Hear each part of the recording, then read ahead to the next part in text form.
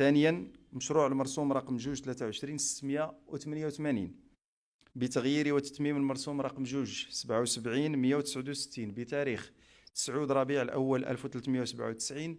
28 فبراير 1977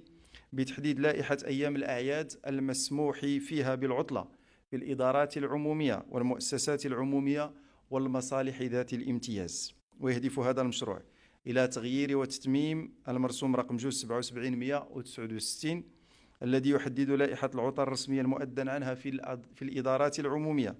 والمؤسسات العمومية والمصالح ذات الامتياز، وذلك تنفيذا للأمر الملكي السامي بإقرار رأس السنة الأمازيغية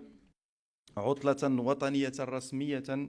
مؤذن عنها على غرار فاتح محرم بالنسبة للسنة الهجرية وفاتح يناير بالنسبة للسنة الميلادية، والتي تم تحديدها في 14 يناير بناء على استشارة المعهد الملكي للثقافة الأمازيغية.